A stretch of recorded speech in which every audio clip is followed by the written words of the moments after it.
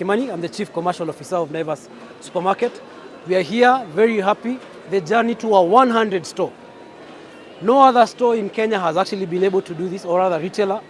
We are quite happy that within that whole foray, Kisii and store is one of our key pillars. We have a very strong store that we have actually opened here today. We're also going to be opening up in Kakamega.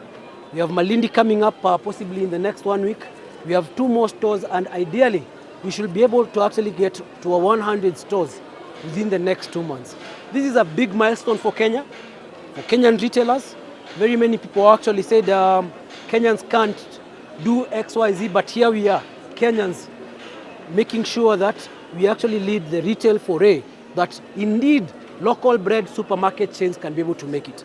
It has not been easy, and especially with the current macroeconomic environment, where of course prices have actually been going up, inflation, our baskets have been reducing, and that's why we have been coming up with clear initiatives like Kikapu Kibonge. We've been coming up with a lot of key pointers, and more importantly, working very closely with the suppliers to be called what is our gatekeeper position.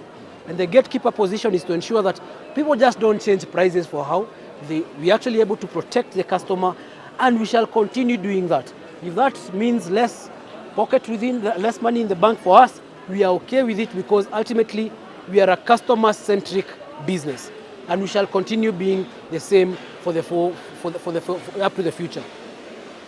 Very happy that this store is different. It's quite big, it's quite large. The Kisii and the greater community around have always asked for something bigger, something that can actually be able to accommodate them. And we have always had other competitors who had bigger stores. They might not be here today, but in a deal sense, we have learned from the mistakes that they actually made, and we have now come up with a proper store that you can actually say has the right items, is the right space, has proper parking, is next to the market, and everything all encompassed. We have something that we can actually say Kisii imefika.